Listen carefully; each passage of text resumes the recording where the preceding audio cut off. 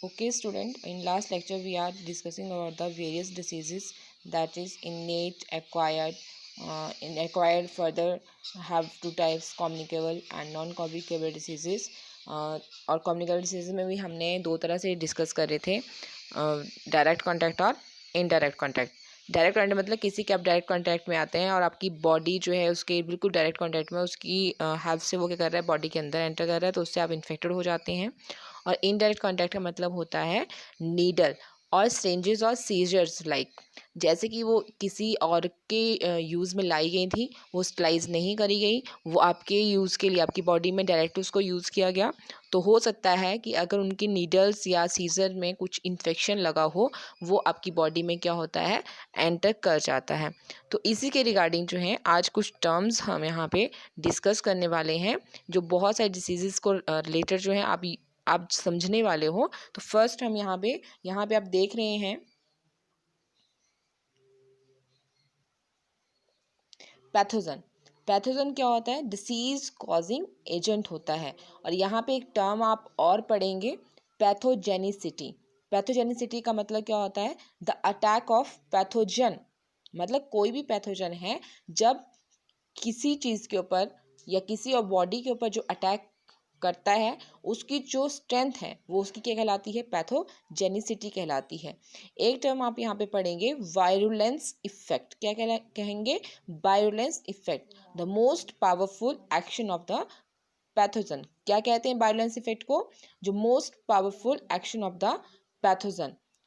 Fourth आपका आ जाएगा incubation period.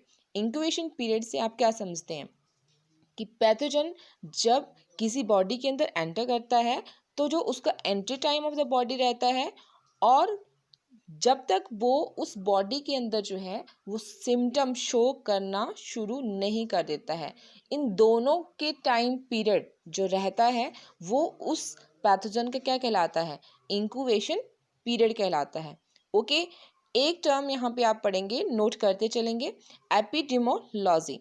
Epidemiology का मतलब क्या होता है, branch of biology in which we study all the types of germs. Okay, और यहाँ पे आप डिस्कशन में तीन साइंटिस्ट को डिस्कस करेंगे, Robert Koch, Louis Pasteur and Robert snow.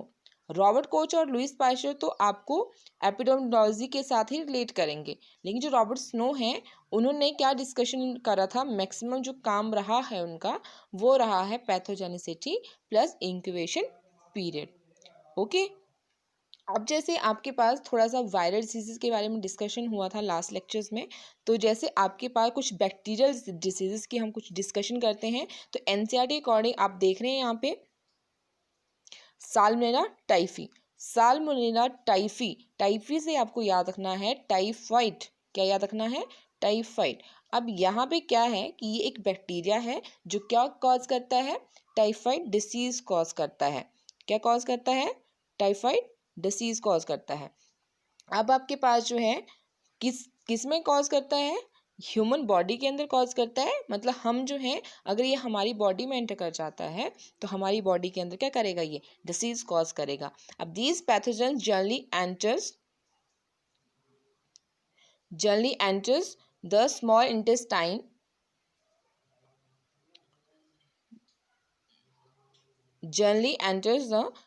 Intestine with food and water. किसके थ्रू हमारी बॉडी के अंदर जाता है, जब कोई कंटामिनेटेड फूड होगा जिसमें साल्मोनेला टाइफी प्रेजेंट होगा, वाटर भी हो सकता है, और वो डायरेक्टली हमारी बॉडी के अंदर क्या करता है, एंटर कर जाता है और ब्लड में पहुंच जाता है। अब यहाँ पे जब ये बैक्टीरिया बॉडी के अंदर एंटर करता है तो हमारी बॉडी का जो फीवर रहता है वो रहता है constant, means 39 degree to 40 degree Celsius. अब यहाँ पे जो सिम्टम्स और रहते हैं, कमज़ोरी फील करेंगे आप, स्टमक पेन देख रहे हैं, ठीक है, कॉन्स्टिपेशन, सर में दर्द, लॉस ऑफ एपिटाइट मतलब भूख नहीं रहती है, ठीक है, common symptom of this disease. ये सारे के सारे जो हैं वो कॉमन सिम्टम रहते हैं जो बॉडी के अंदर होते हैं। इंटेस्टाइनल परफोरेशंस भी कई बार जो है हमें देखने को मिलती है, मीन्स हमारा जो इंटेस्टाइन है वो भी बहुत सारा क्या हो जाता है, मैक्सिमम टाइम अपसेट हो जाता है।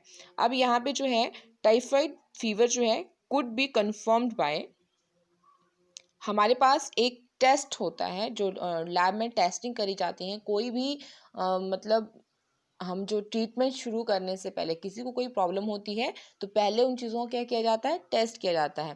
तो टाइफाइड को फाइंड आउट करने के लिए कि टाइफाइड हैविंग कोई बैक्टीरिया बॉडी के अंदर है, उसके लिए एक टेस्ट किया जाता है। उसका नाम है आपके पास वाइडल टेस्ट।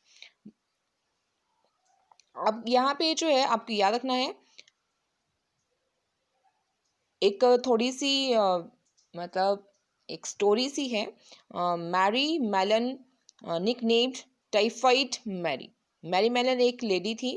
यहाँ पे मतलब वो क्या करती थी, वो एक प्रोफेशन से वो एक कुक थी, खाना बनाती थी, और वो टाइफाइड कैरियर थी। मतलब हैविंग अ टाइफाइड कैरियर का मतलब होता है कि उसकी बॉडी में साल्मोनेला टाइफी का मतलब बैक्टीरिया प्रेजेंट था, and who continue to spread typhoid for several years through the food she prepare. और वो काफ़ी सालों से जो वो कुछ खाना बनाती थी वो क्या करती थी, सर्व करवाती थी। तो उसकी वजह से जो वो खाना वो तैयार कर रही थी उसकी वजह से कई लोगों को टाइफाइड जो था वो मूव करा उनकी बॉडी में। ठीक है, तो बैक्टीरिया लाइक, अब जैसे ये आपको याद रखना है थोड़ा सा। ठीक है, नेक्स्ट जो है आपके पास नेक्स्ट बैक्टीरिया जो एनसीईआरटी अकॉर्डिंग जो आपको मैक्सिमम इनकी जानकारी रखनी है, अभी तो सिर्फ मैं एनसीईआरटी के ऊपर फोकस कर रही हूँ। तो यहाँ पे जो नेक्स्ट बैक्टीरिया है दैट इज स्ट्रेप्टोकोकस निमोनी। अब यहाँ पे जो है हीमोफिलस इन्फ्लुएंजा भी यही बैक्टीरिया है जो क्या कॉज करता है बॉडी के अंदर, निमोनिया कॉज करता है। आप देख रहे हैं यहाँ पे निमोनिया कॉज करता है। ठीक है, अब यहाँ पे जो है in human which infects the एल्बुलाई, और ये जो आपके पास स्ट्रेप्टोकोकस निमोनी है वो हमारे, आपको पता है लंग्स के अंदर जो है वो हमारे एयर फील्ड सैक्स होते हैं, वी कॉल देम एल्बुलाई, उनको जाके इन्फेक्ट करता है। और इस इन्फेक्शन की वजह से जो हमारे एल्बुलाई हैं get filled with fluid leading to severe problem in respiration. और सबसे ज़्यादा हमें क्या होता है वहाँ पे, रेस्पिरेशन की दिक्कत होती है। अब यहाँ पे जो सिम्टम है of pneumonia include fever, chills, cough and headache. देख रहे हैं आप यहाँ पे, एंड सीवियर केसेस जो आपके पास यहाँ पे रहता है वो लिप्स एंड फिंगर नेल्स में turn grey to bluish in colour. अब आपके पास जो है a healthy person acquire the infection of inhaling the droplets aerosols released by an infected person.